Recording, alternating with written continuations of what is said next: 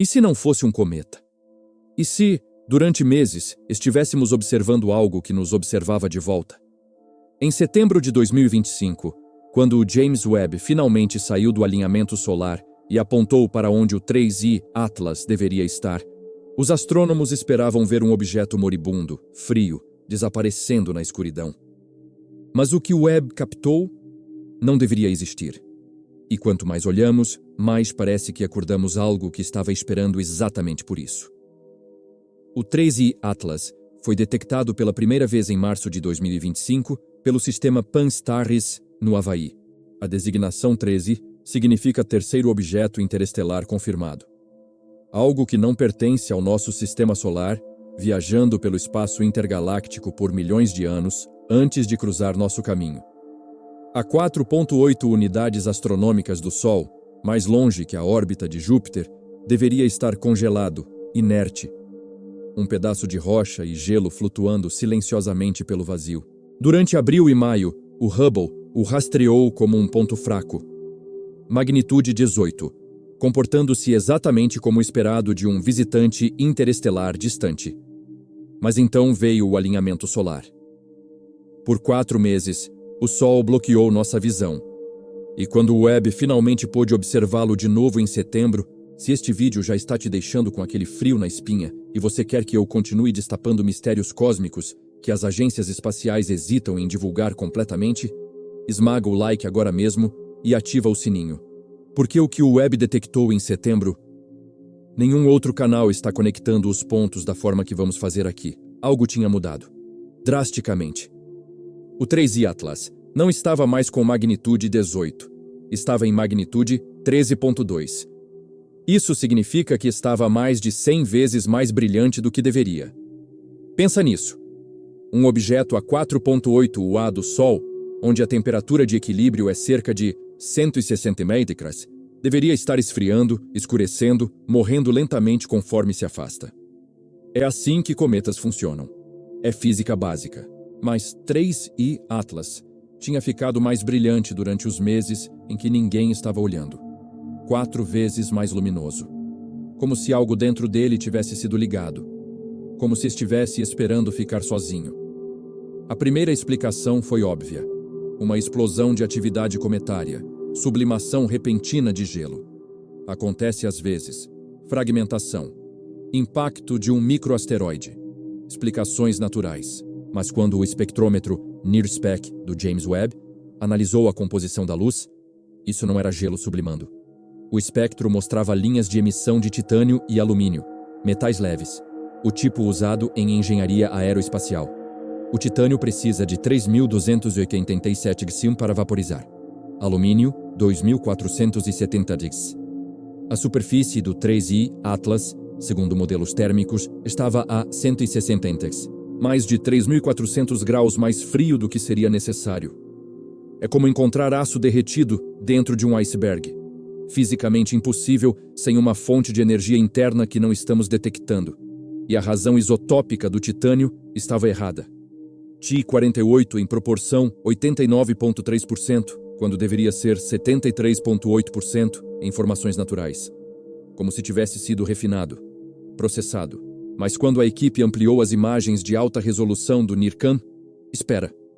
Porque o que eu vou te mostrar agora foi classificado como de análise pendente de revisão, por 3 semanas antes de ser liberado publicamente. E quando você vir o porquê, não era uma superfície caótica de rocha e gelo.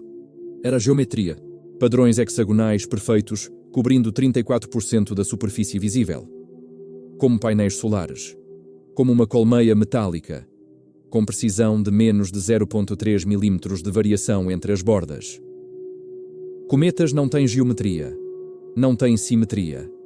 São pedregulhos deformados pela gravidade e colisões aleatórias ao longo de bilhões de anos. Lembra quando perguntei, e se nos observava de volta? Esses hexágonos estão orientados na direção da Terra, não do Sol, não aleatoriamente. Na nossa direção. Como se fossem projetados para refletir luz especificamente para quem estivesse olhando daqui. Deixa eu explicar o que isso significa. Quando um cometa reflete luz solar, a superfície é irregular. A luz espalha em todas as direções. É por isso que cometas têm aquele brilho difuso, nebuloso. Mas o 3I Atlas estava refletindo luz com eficiência direcional de 78%. Isso é comparável a espelhos projetados, como os do próprio James Webb. E havia outro detalhe que inicialmente passou despercebido. Os hexágonos não estavam estáticos. Imagens tiradas com 6 horas de diferença mostravam rotação interna, como se fossem placas móveis ajustando ângulos, como antenas rastreando um sinal. E a emissão de titânio não estava distribuída uniformemente. Saía de 12 pontos específicos na superfície, alinhados em pares, simetricamente, como bocais de propulsão, como se estivesse se orientando, se posicionando. E então, começaram os pulsos. Em 23 de setembro, o detector de ultravioleta MIRI do Webb captou algo que não estava nas observações anteriores do Hubble. Flashes de luz ultravioleta, curtos, intensos, repetitivos, a cada 247 segundos. Exatamente. Não 246, não 248. 247,0 segundos, com margem de erro de plus 0,003 segundos ao longo de 74 horas contínuas de observação. Isso é precisão de relógio atômico.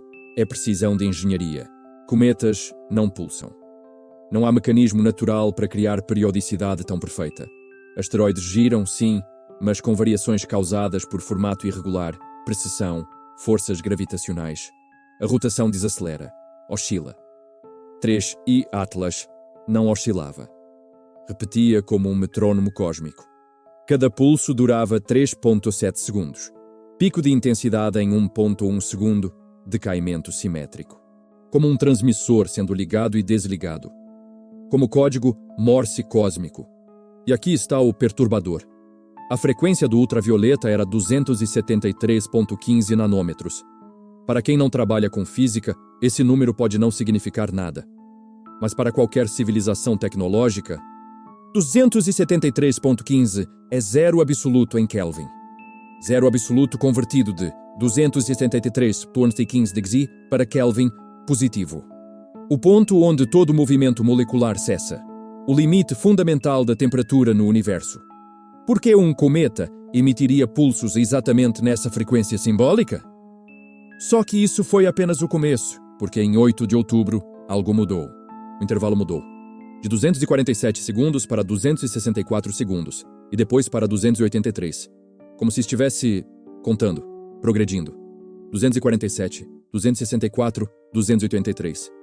Um matemático da equipe percebeu o padrão. Esses são números relacionados a constantes moleculares de água pesada, D2O. 247 é próximo ao ponto de fusão. 283 próximo à densidade máxima. Coincidência? Talvez. Mas se não for coincidência, significa que algo lá fora está transmitindo conhecimento de química. Está demonstrando que entende as propriedades da água, a molécula essencial para a vida como conhecemos.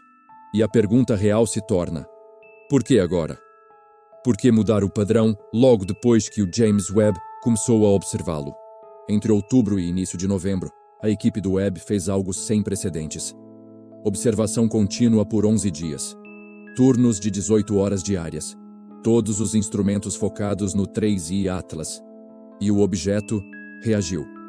No terceiro dia de observação contínua, os pulsos aceleraram. 264 segundos caíram para 198. Depois, 176. Depois, 139. Como se estivesse respondendo à atenção. Como se soubesse que estava sendo observado mais intensamente. E então, no 8º dia, aconteceu algo que fez a equipe interromper as observações por 36 horas enquanto consultava protocolos de segurança da NASA e ESA. Um dos hexágonos, designado H17 pela equipe, abriu. Não metaforicamente. Literalmente, abriu. Imagens infravermelhas mostraram uma estrutura de 23 metros de diâmetro retraindo-se para dentro da superfície, revelando uma cavidade interna que emitia calor. 800 Kelvin. Mais de 500 degrees. Impossível de manter sem energia ativa, sem um núcleo gerador interno. A cavidade permaneceu aberta por 4 horas e 12 minutos. E então fechou. Perfeitamente. Como uma porta selando. E se 3I Atlas nunca foi um cometa? E se for uma sonda, uma arca, uma cápsula do tempo interestelar projetada para atravessar o vazio entre estrelas por milhões de anos, entrando em modo de hibernação, esperando por algo específico, como a assinatura de uma civilização tecnológica, observando-a com instrumentos avançados. Para acordar? Os dados apontam para algo que nenhum cientista quer afirmar publicamente sem mais evidências, mas que todos estão pensando. O 3I Atlas está se comportando como tecnologia. Geometria artificial, emissões controladas, periodicidade impossível, reação à observação. E aqueles pulsos não são aleatórios, são demonstração de conhecimento, química, física, constantes universais. A mesma estratégia que Carl Sagan propôs na Voyager. Comunicar através de linguagem matemática e científica que qualquer civilização tecnológica entenderia. Só que desta vez, nós não somos os que estão enviando. Somos os que estão recebendo. Pensa nisso por um momento. Durante 70 anos, procuramos sinais de rádio, construímos telescópios gigantes ouvindo o cosmos. E talvez a mensagem nunca tenha vindo em ondas eletromagnéticas transmitidas. Talvez tenha vindo em hardware, em sondas físicas atravessando o espaço interestelar, esperando serem encontradas por quem desenvolvesse a tecnologia certa no momento certo. E nós acabamos de acordar uma. Se isso for real, e cada dado coletado sugere que é, estamos enfrentando a maior descoberta da história humana. Não apenas prova de inteligência extraterrestre, mas contato ativo, comunicação intencional. E aqui está o que me deixa acordado à noite. Quem projetou o 3I Atlas sabia que desenvolveríamos espectroscopia infravermelha. Sabia que construiríamos telescópios espaciais sensíveis o suficiente para detectar pulsos ultravioleta a 5 unidades astronômicas. Sabia exatamente que tipo de sinais chamariam nossa atenção.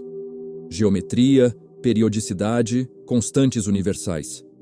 Isso implica planejamento, observação prévia, conhecimento sobre nossa trajetória tecnológica. Quanto tempo o 3I Atlas está viajando? De onde veio? Quantas outras sondas como essa estão flutuando pelo cosmos, esperando o momento certo para acordar?